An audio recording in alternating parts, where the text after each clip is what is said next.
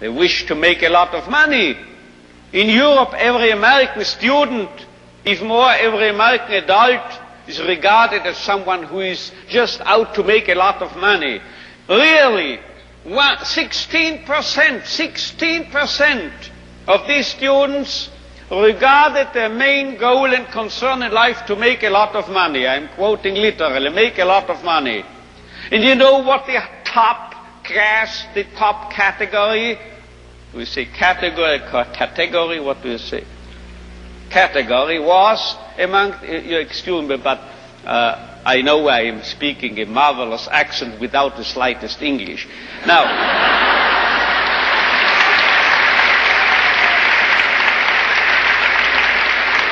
you know what the top category was?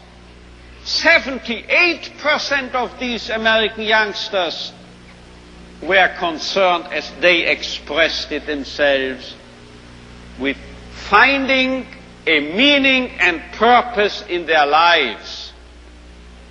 So this is a realistic view on man. And you know, you won't believe it, gray hair, my age, I started taking flying lessons recently. And you know what my flying instructor told me?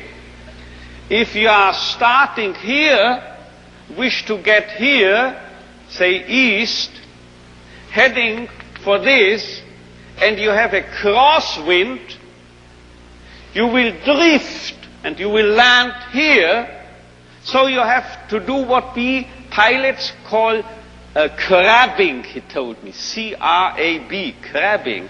You have to head for north of this airfield, and you have to fly that way, you see, as if you headed in this direction. If you are heading here above this airfield, then you will actually land here. But if you head for here, you are landing here. This holds also for man, I would say. If we take man as he really is, we make him worse. But if we overestimate him,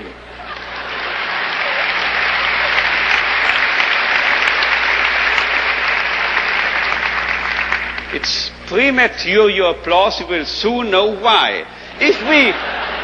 If we seem to be idealists and are overestimating, overrating man, and looking at him that high, here above, you know what happens?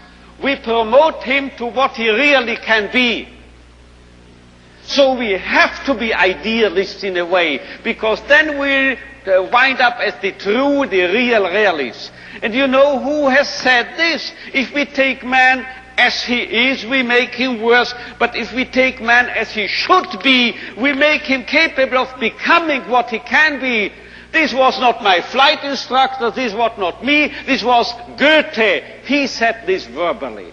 And now you will understand why I, in one of my writings, once said, this is the most apt maxim and motto for any psychotherapeutic activity.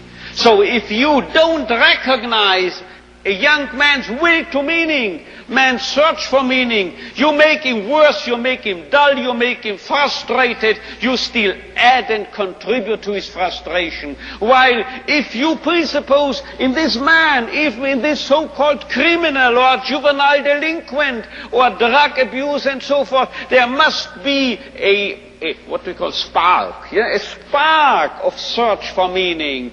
Let's recognize this, let's presuppose it, and then you will elicit it from him, and you will make him become what he in principle is capable of becoming.